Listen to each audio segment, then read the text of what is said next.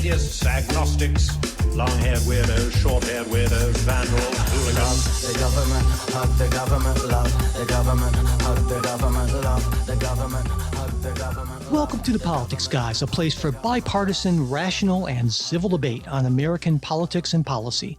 I'm Northern Kentucky University political scientist Michael Baranowski.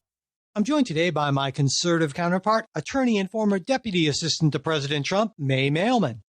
Hey, Mike. Hey, May. So, as usual, there were a bunch of things that we didn't have time for on our weekend news roundup. And one of those things, that's kind of a, well, I don't know if it's a big deal at all anymore, because now it seems like if you are an attorney general, at some point, you will be held in contempt of Congress. I don't know, but Merrick Garland is the latest one to be held in contempt. The House voted to, on a very narrow vote, of course, it was always going to be a narrow vote. And this was for refusing to turn over President Biden's interview with special counsel Robert Hur about his handling of classified documents. And it was, like I said, a close vote, 216 to 207. All of the yes votes came from Republicans, and every Democrat voted against it, at least every Democrat who voted, along with one Republican. Now, Garland had released the full transcript of the interview, but Republicans said that wasn't enough. One thing they said is, well, without the actual audio, we can't verify the accuracy of the transcript. Speaker Johnson said it's up to Congress, not the executive branch, to determine what materials it needs to conduct its own investigations. And there are consequences for refusing to comply with lawful congressional subpoenas. Congress has a responsibility to conduct oversight of the special counsel's work, and specifically special counsel Hur's determination not to prosecute President Biden for the clear violation of the law. Now, after the vote, Garland released a statement saying it's deeply disappointing that this House of Representatives has turned a serious congressional authority into a partisan weapon.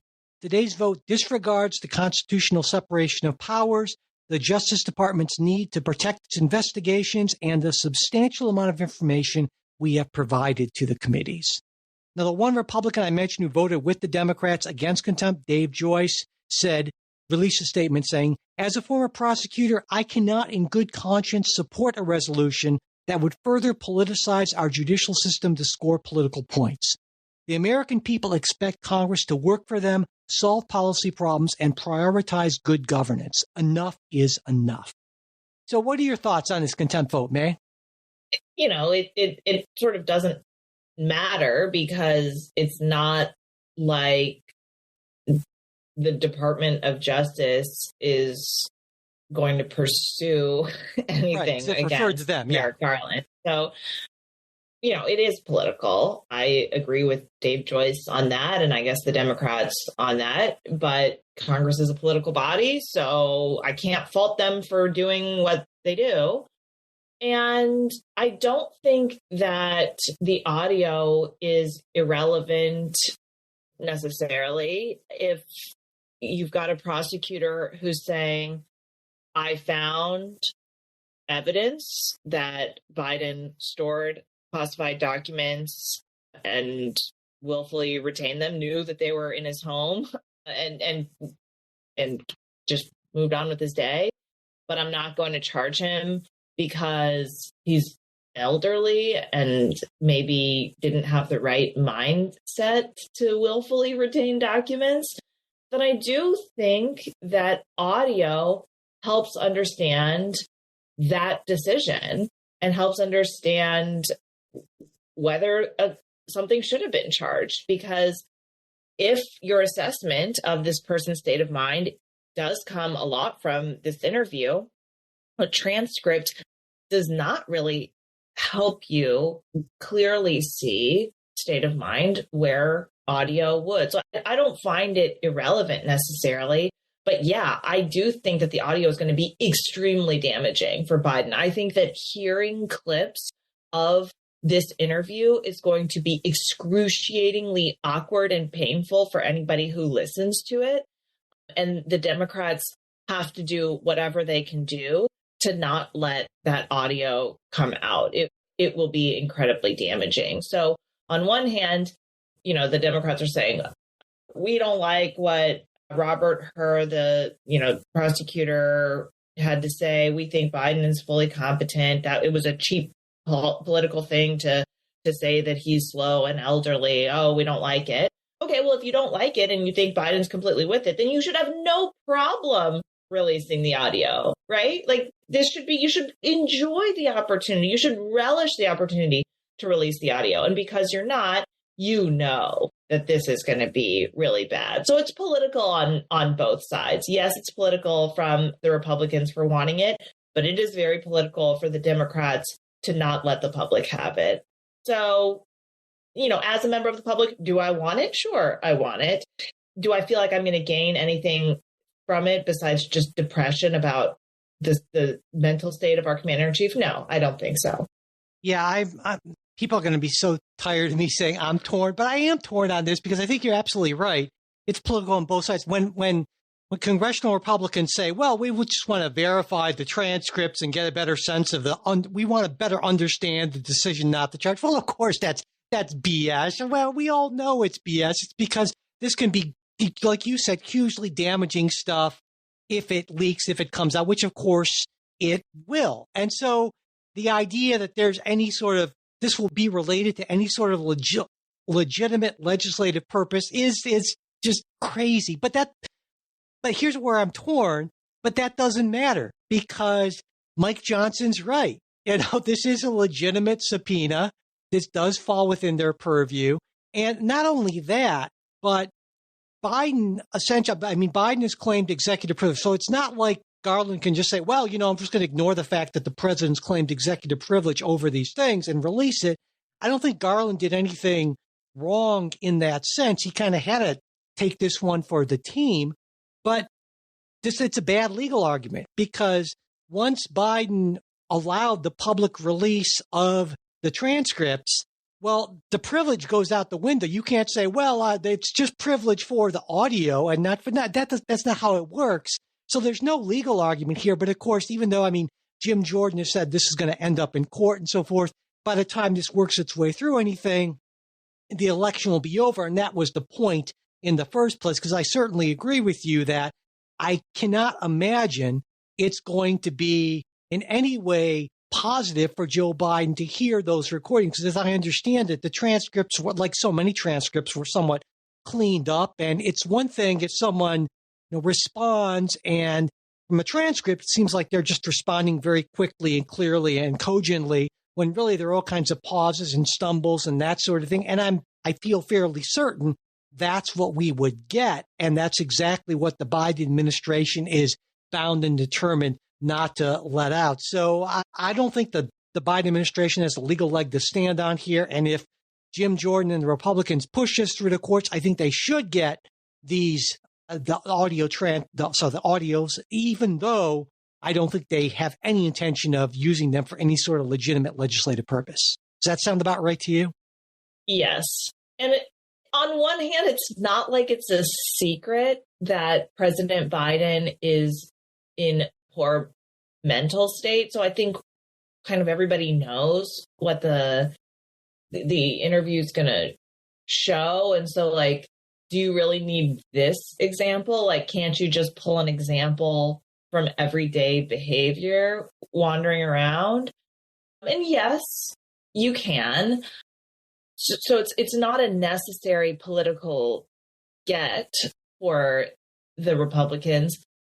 But on the other hand, President Biden is no longer giving interviews. He interacts with the press in non-structured settings less than any of his predecessors. And so actually the American public is not getting, I don't think, a fully accurate picture. It's different to be in scripted settings.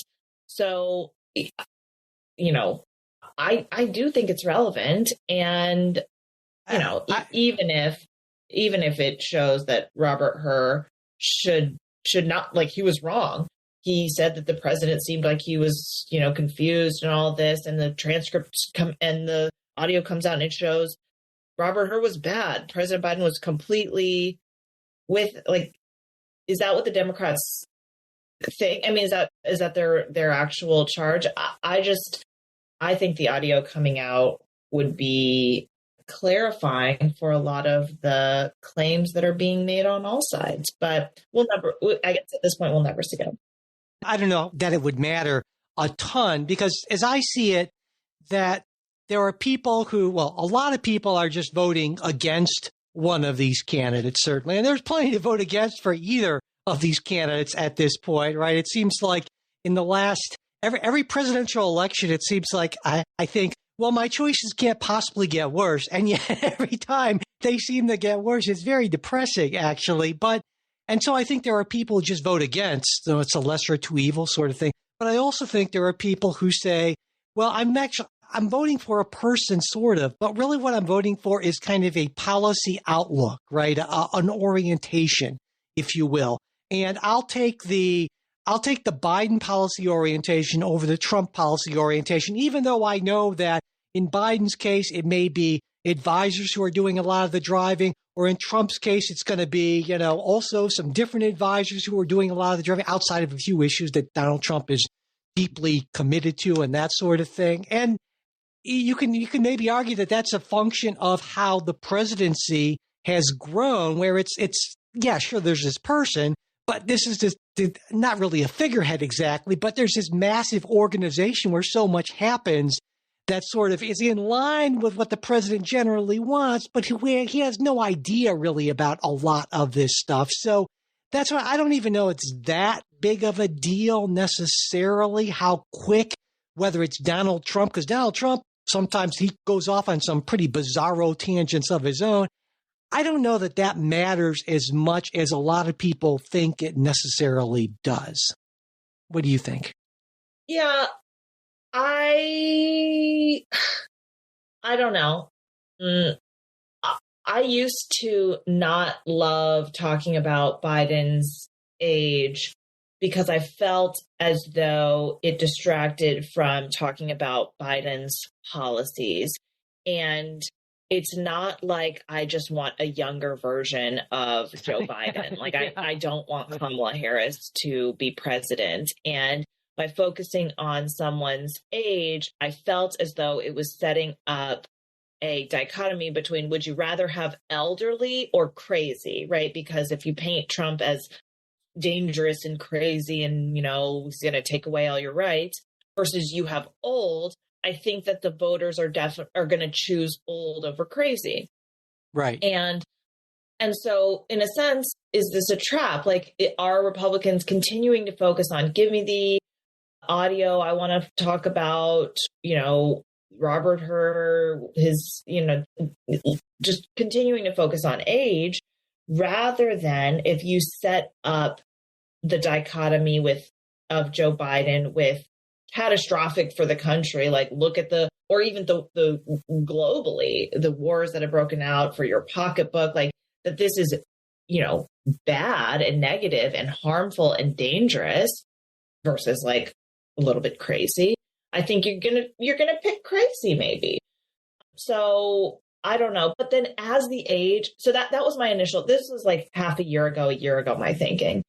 Now the age is so potentially bad in the sense where I actually do want to hear the audio, that I think that it's no longer old versus crazy, but it's like senile. It's Alzheimer's. It is, this person cannot be president. It's like elder abuse to ask this person to be president.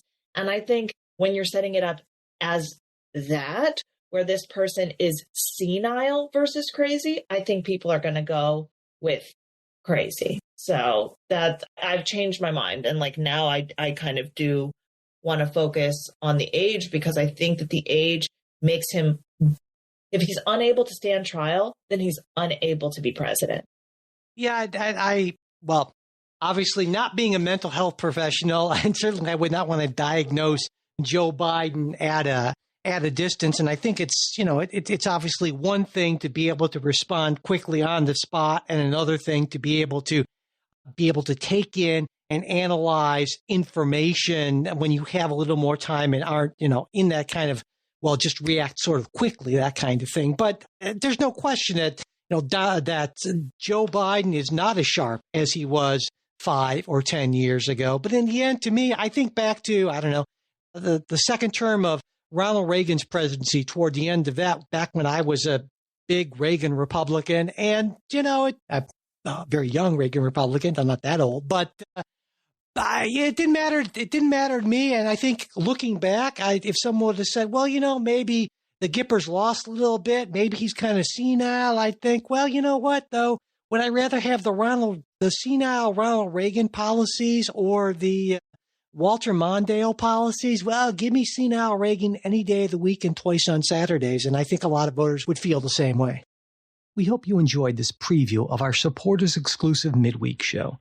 If you'd like to hear the rest of the episode, we hope you'll consider becoming a supporter. Supporters get ad-free access to all of our shows, membership in our Politics Guys Discord group where you can join in on the conversation, and other benefits at different levels of support.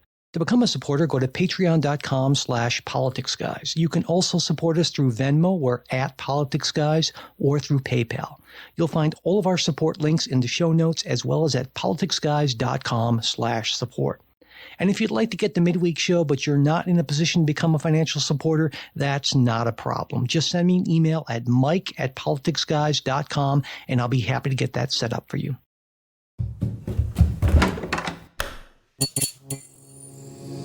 This podcast is part of the Democracy Group,